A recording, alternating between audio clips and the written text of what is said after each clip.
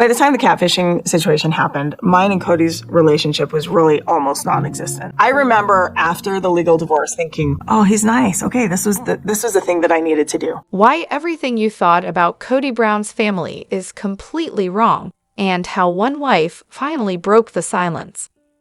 We've got so much to dive into today, so let's not waste any time. Let's jump straight into it. Hey everyone, what's up? It's Elena here, and welcome back to my channel Reality Nexus X. Meri is carrying this entire season on her back, literally and figuratively. Her honest, vulnerable era is impressive, finally revealing truths viewers suspected for years. Robyn deserves the younger, sneakier sister wives she's been searching for. The things accepted in that family are unbelievable. And then there's Kody. At this point, he looks like a toddler begging for uppies. The metaphor couldn't be clearer. Meri literally carried this family. She was the wife, the backbone. Yet she ended up with a divorce she never wanted. Meri confirmed it was Kody pushing for the divorce all along, years of conversations proving it wasn't her idea. She just gave up, realizing it was hopeless. Then Kody had the nerve to claim they probably went home and made love. The man lies without guilt or shame. If I don't love you, that's your fault. Classic narcissist behavior. It's evident in how he distances himself from his children when they stop reflecting him. That pattern is heartbreaking and familiar. Narcissists fear openness and honesty more than anything. Meri is still processing everything, especially regarding Robyn. She doesn't believe Robyn planted the divorce idea, but others do. The manipulation runs deep.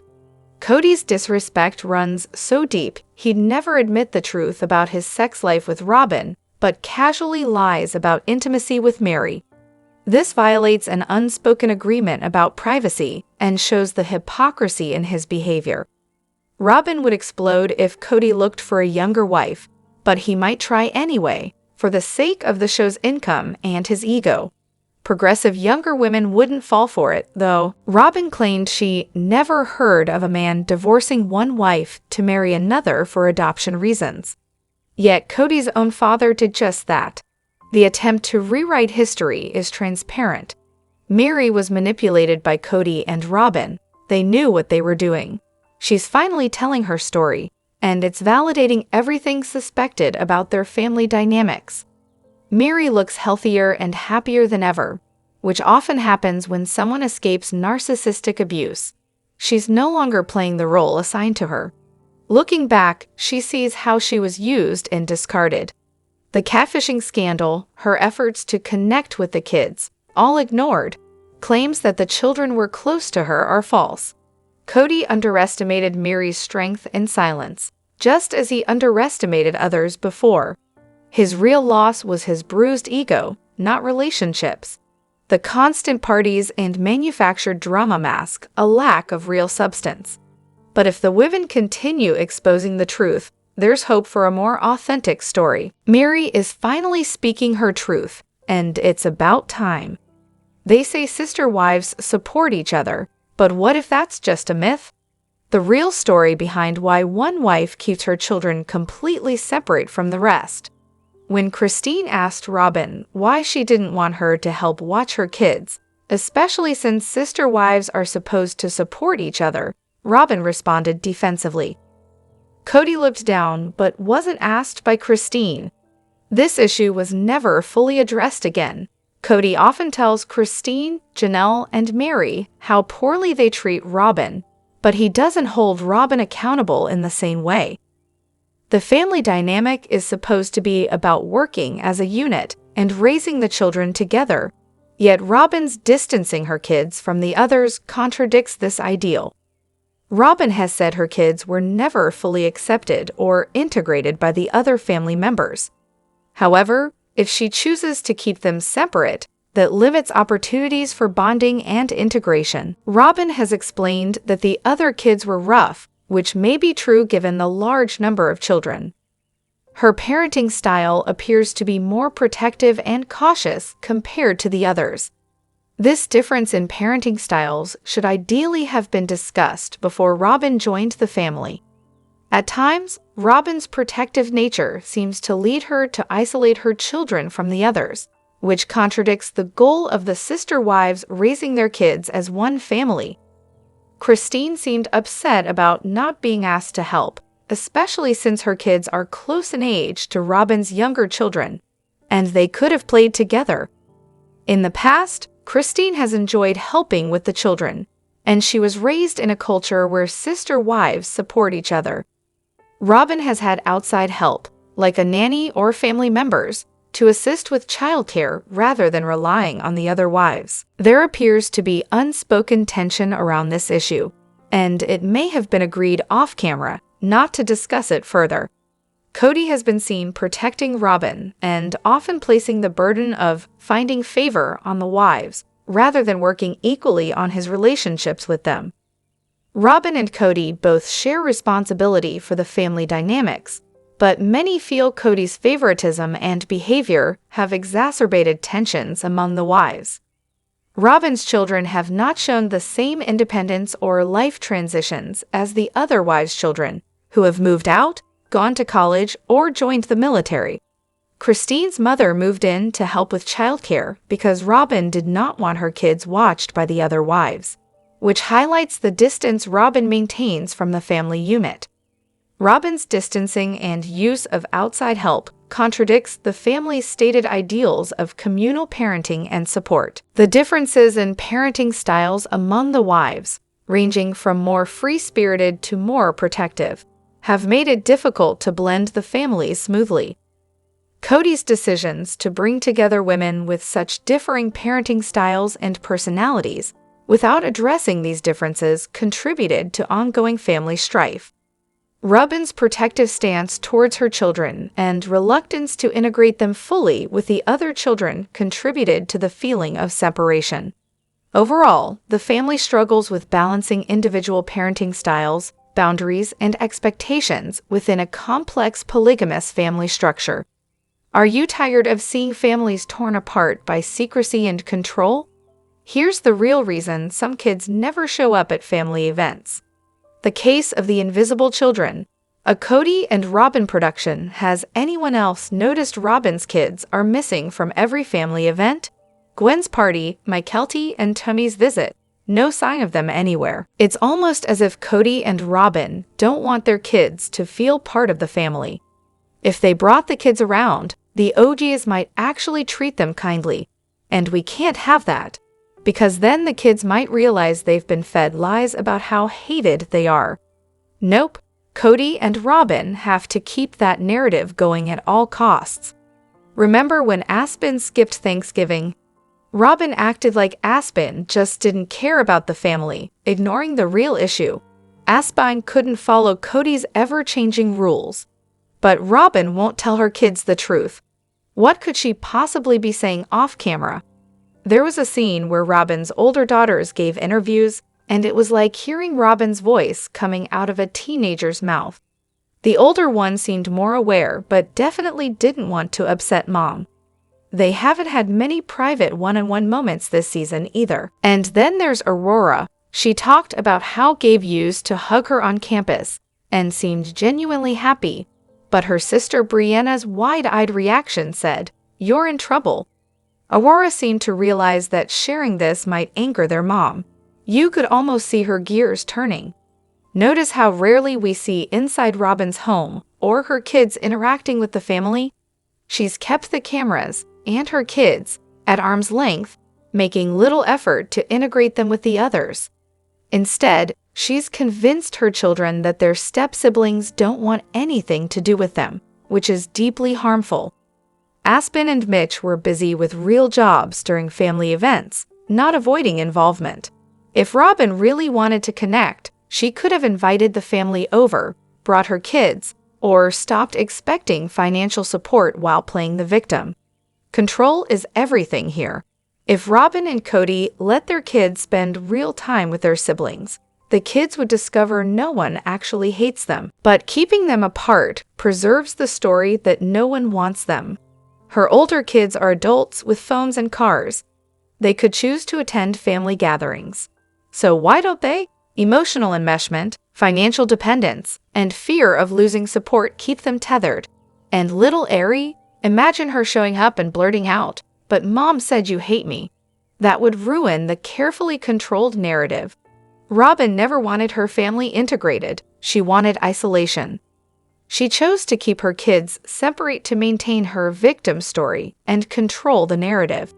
Consider the reports about Garrison's funeral, where Robyn supposedly insisted on sitting front and center with Kody, ignoring requests to let Janelle sit beside him. If true, no wonder relationships fractured. The obsession with safety gets thrown around, as if the other kids were dangerous, when really it's an excuse to keep Robyn's kids isolated. It's not about protection. It's about control and narrative management, ensuring the kids never get close enough to learn the truth. They were never excluded or hated, just kept apart and missiled. If Eri, Truly, Savannah, and the rest ever get a chance to connect as adults, it will be a major revelation. And Robyn and Kody will have no one to blame but themselves. Never let someone's vision from God be their excuse for judgment, especially when it comes from Kody. Oh wow, Kody, just wow. Saying your daughter's coming out wasn't articulate enough because she's bi? That's not loving and non-judgmental. That's straight-up homophobic nonsense. What he really means? She didn't drop the news on national TV where he could cash in. Funny enough, Gwen basically said the same about Robyn, saying Robyn should have saved it for the cameras. Talk about family drama airing out on prime time. And now Kat's got a new show with Tim Allen. My eyebrows just shot so high, I lost them. Gonna have to draw new ones on just to keep up with this circus. This freaking train wreck. As a gay person, it's especially upsetting when Kody claims he had a vision from God, saying it's his job to judge and her job to love. Translation: God says being gay is wrong, but hey, just love her anyway. Meanwhile, what about God judging him for funneling money, abandoning kids, or being an all-around jerk? If God's real, he's seen Gwen and Leon's hearts are good, but Kody's? Not so much. Honestly, it feels like God's out here like, nope, not coming back for this mess. And Kody's Mormon background just lowers the bar on this whole loving but judging routine.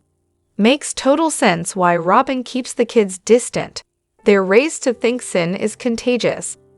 Whenever the Leon coming out talk comes up, people attack Meri, but praise Kody's love speech. Meri actually held Leon's hand quietly, and yes, she pushed him once. But Kody, he says, "It's my job to love," while implying Leon's going to hell. Nice supportive dad, right? This whole love the sinner, hate the sin line is a toxic Christian cliche. Jesus loved everyone, so if you're using that to justify hate, you're not following Christ. Simple. And Kody claiming God spoke to him? Hello, auditory hallucinations much? It's wild how these polygamous types throw out "God said" like a get-out-of-jail-free card, while the women aren't allowed to question a thing. Robyn's convinced she's a seer now. Witchy vibes, anyone? When people say, "God spoke to me," they usually mean, "I made up this decision and slapped God's name on it." Unless they're full-on schizophrenic, which would come with other symptoms. At least some ex-Mormons weaponize this. "I prayed about leaving, and God told me to bounce." Brain short circuit, anyone? Yes, Kody's Mormon mindset is classic. Love the sinner, hate the sin. It's a widespread Christian thing, not universal, but definitely common. He says it's not his job to judge. He leaves that to God. But we all know the judgment's coming from him anyway. And why only the LGBT kids? What about the rest? This "God told me not to judge" shtick is a clever dodge. He's the judge in disguise, failing miserably at actually loving or being non-judgmental.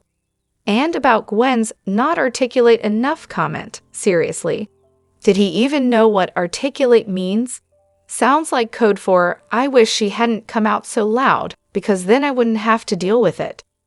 Classic Kody, criticize how his kids live their truth while being totally clueless himself. At the end of the day, Kody's all about using religion to justify his mess. Multiple wives, kids he can't support, and now preaching love but judge from afar. Hypocrite much? Maybe Kody was honest about his beliefs if he truly grew up on the hate the sin line, but don't expect applause for being barely less awful than before. And let's be real, if this were a Muslim or Orthodox Jewish family, would anyone be praising him for showing up for his daughter while quietly condemning her? Probably not. Meanwhile, it's clear Kody's daughter's coming out is brave and beautiful, and his "God told me to love but judge" nonsense is just him passing the buck. Maybe it's time to actually love and stop acting like a reality TV villain. Here's the ugly truth nobody's telling you about Robyn and Kody's coronavirus excuse, and why it's really about control, not safety. Robyn and Kody's behavior during coronavirus was something else. They suddenly stopped hanging out with the other OG kids, then turned around and complained about being excluded from family gatherings. Meanwhile, Kody was calling the others jerks and bullies. What a total jerk himself. He could have made a much better effort to stay connected with his other families, but it seems like coronavirus was just the perfect excuse to stay with Robyn and her tenders, probably what he wanted all along. And then there's Robyn, dramatically upset, more like fake sobbing, over not being invited to Christine's 50th birthday party. Seriously? Why would she invite her? The entitlement is astounding. Watching Robyn's exaggerated crying act, complete with nasal whines and fake hyperventilating, which her daughter now imitates, is so grating. You just want to tell her to stop the performance because no one believes it. Kody is the ultimate gaslighting, lazy, and childish parent. The OG kids in Flagstaff were growing up, becoming teenagers and young adults, pushing back like normal, healthy kids do. But Kody didn't want to deal with the tough parts of parenting older children. He preferred to stay with Robyn and her brainwashed little ones. This isn't polygamy. It's like a Stepford family. It's hard to see your adult children outgrow you emotionally and mentally, but that's Kody's fault. The kids won't forgive him until he takes responsibility for his major mistakes. Children should always feel unconditionally loved by their parents, but Kody's love clearly comes with conditions. That's textbook gaslighting. Let's be clear, they weren't holed up like preppers during coronavirus. They still had contact with the outside world. This was about Kody and Robyn controlling the family dynamics. No one was fooled. They excluded themselves. The McMansion family members were always invited to everything.